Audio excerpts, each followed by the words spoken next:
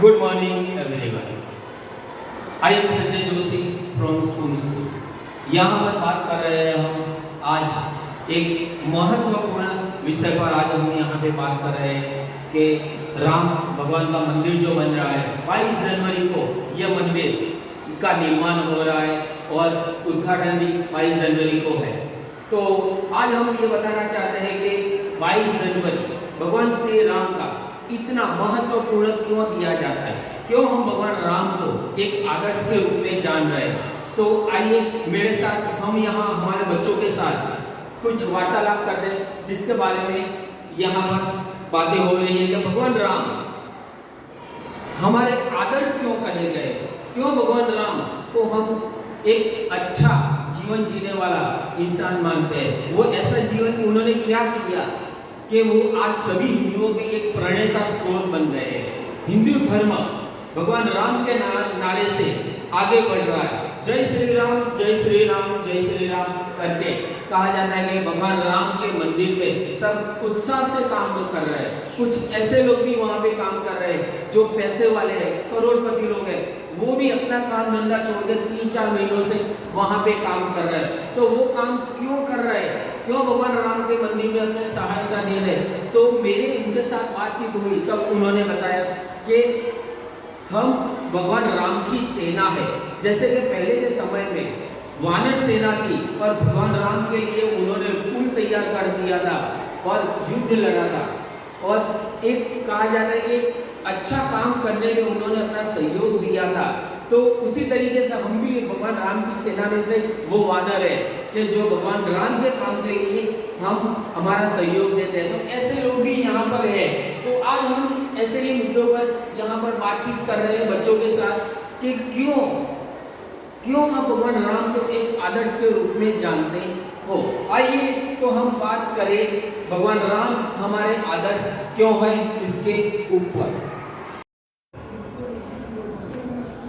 आज हम समझ जानते हैं कि 22 जनवरी क्या प्रोग्राम होने वाला है। आप में से कोई बताएगा क्या प्रोग्राम होने वाला है 22 जनवरी को? बताओ। राम मंदिर का उद्घाटन होने वाला है। हाँ, ये राम मंदिर का जो उद्घाटन होने वाला है, तो पूरे देश में एक लहर सी दौड़ गई है कि राम भगवान को इतना महत्व दिया जाता है। राम भगवान को सब एक आदर्श के रूप में जान रहे हैं आज कि वो हमारे आदर्श है। आप यहाँ पे देख रहे हो, यहाँ पे हमने एक लोगो लगाया हुआ है यहाँ पे कि जिसमें लिखा गया है कि राम इन अयोध्या। इसका मतलब क्या होता है? इसका मतलब क्या? राम भगवान अयोध्या के अंदर अब विराजमान होंगे उनके मंदिर के रूप में। पर इससे ज्यादा भी वहां पर एक बात बताई जाती है कि राम भगवान हमारे आदर्श है। राम भगवान ने जो जीवन जिया वो एक आदर्श के रूप में जिया है। तो आप लोग राम भगवान को आदर्श के रूप में किस तरह से लेते हो? तो आप में से कौन बताएगा मुझे? Very good. श्री राम हमारे आदर्श है क्योंकि वो मर्यादा पुरुषोत्तम है। उनके कई सारे गुण हैं जो हमें अपने जीवन में पालन करने चाहिए, जैसे धर्म का पालन करना, न्याय के मार्ग में चलना, सत्य का पालन करना और अपने बड़े और बुजुर्ग और माता पिता की आज्ञा का पालन करना। जैसे कि कैकेयी ने जब राजा दशरथ से वचन दिया कि उन्हें 14 वर्ष के वनवास में जाना होगा राम को, ताकि भरत उनके बेटे को राजपाट मिल सके, तब राजा दशरथ ने श्री राम को बोला कि आपको जाने की जरूरत नहीं है, आप दूसरों के स्वार्थ के लिए क्यों कष्ट भोगोगे। यानी आप कहना चाहते हो कि वो एक मर्यादा पुरुषोत्तम के रूप में उन्होंने जिया कि वो एक आदर्श के रूप में इसलिए भी लिया जाता है कि वो एक मर्यादा पुरुषोत्तम थे कि उन्होंने अपने जीवन में जो भी काम किया वो मर्यादा में रह के किया। मर्यादा मतलब जो करना चाहिए और क्या नहीं करना चाहिए, तो उस हिसाब से ही उन्होंने जिया। तो ये अच्छा है कि एक मर्यादा पुरुषोत्तम के रूप में, एक आदर्श के रूप में हम भगवान श्री राम को जानते हैं। Very good. अभी और कौन बताएगा कि हम भगवान राम को मर्यादा पुरुषोत्तम के रूप में क्यों जानते हैं? Very good. भगवान श्री राम वचन पालन थे। वह एक महान राजा थे। वे भगवान तो थे ही, पर मनुष्य के रूप में उन्होंने बहुत अच्छे काम किए थे वे वचन पालन थे। उनमें सभी गुणों का समावेश था। वे करुणा, दया भाव, न्याय, पुरुषोत्तम थे और वे वचन पालक भी थे। उन्होंने राजपाट त्याग कर अपने पिता के वचन के लिए 14 वर्ष का वनवास हासिल कर लिया था। उन्होंने सीता माता को यह भी वचन दिया था कि वह ही उनकी अर्धांगिनी बनी रहेगी। पहले के समय में राजाओं को यह हक था कि वह एक से ज्यादा शादी कर सकते हैं, किंतु सीता माता के धरती समावेश के बावजूद भी उन्होंने एक ही शादी की थी। यानी आप कहना ये चाहते हो कि वो एक वचन पालन करता थे, कि एक बार जो वचन देते थे वो निभाते भी थे। इसके लिए भी वो हमारे एक आदर्श के रूप में देखे जाते हैं। सही है कि उन्होंने उनकी लाइफ में जिस को जो वचन दिए वो सारे वचन उन्होंने कोई भी हद तक जाके उन्होंने वो वचन पूरा करके ही दिखाया है। तो ये हमारे आदर्श के रूप में इसलिए भी है कि वो वचन पूरा करके दिखाते थे। इसके लिए भी वो हमारे एक आदर्श कहे गए हैं और माने भी जाते हैं। आज हम उनकी इसके लिए भी इतनी पूजा करते हैं। उनको हिंदू धर्म का हम पढ़ने का उसको मानते हैं। अभी और कौन बताएगा? पुलिस में चाहिए मुझे। ओके, वेरी गुड, आप बताओ। भगवान श्री राम को हम अपना आदर्श इसलिए भी मानते हैं क्योंकि वह एक सत्यवादी राजा थे। उन्हीं के एक पूर्वज राजा हरिश्चंद्र को भी सत्यवादी कहा जाता था और उनके ही वंशज होने के कारण उन्हें भी भगवान श्री राम का सत्यवादी कहा गया है। हाँ, यानी आप ये भी कहते हो कि वो एक सत्यवादी थे।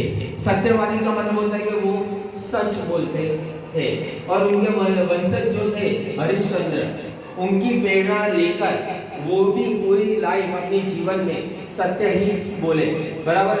तो इसके लिए भी वो हमारे आदर्श कहे गए हैं। अभी और कौन बोलेगा जो आदर्श के रूप में मानते हो? ओके। श्री राम हमारे आदर्श इसलिए भी है क्योंकि उनमें एक बहुत ऊंचे गुण है, दया भाव।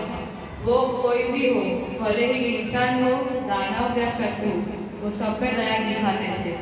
एक ऐसा व्यक्ति जो हर किसी पे दया दिखाए, अपने शत्रु तक पे, तो कितना महान होगा। इसलिए भी वो हमारे आदर्श है। यानी आप ये कहो वो दयावान थे, वो हर एक जीव पर दया करते थे, चाहे कोई भी हो।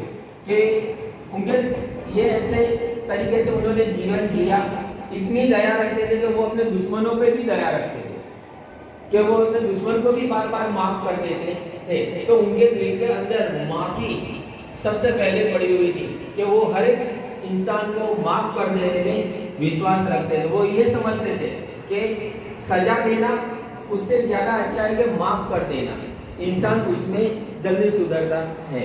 तो इसके लिए भी वो हमारे आदर्श माने गए हैं।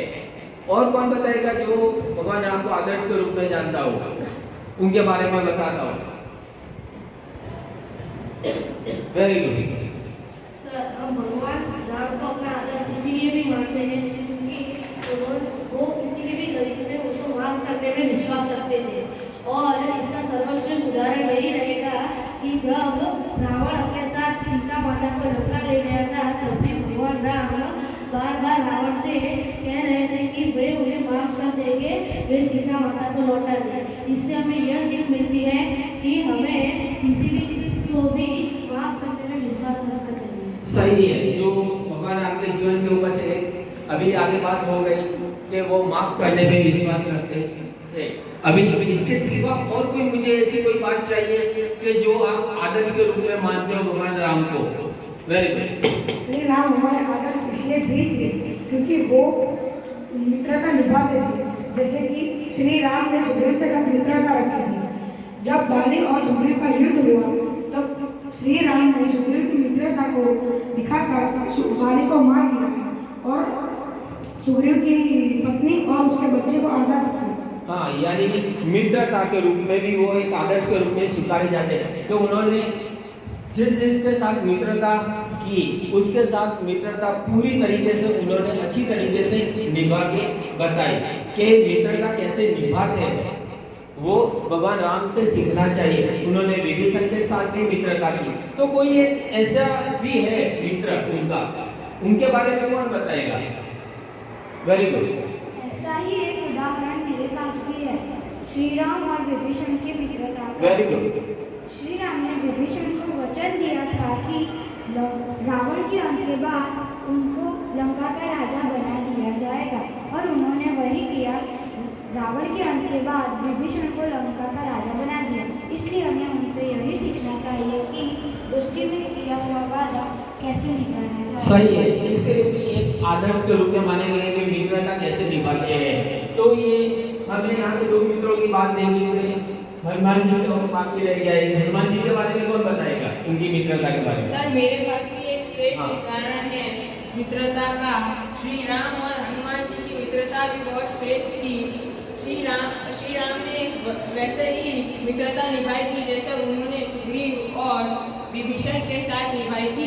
सही है कि भगवान राम ने हर एक के साथ जिसके साथ मित्रता की तो हर एक के साथ उसी तरीके से निभाई जैसा इंसान सामने उनको है।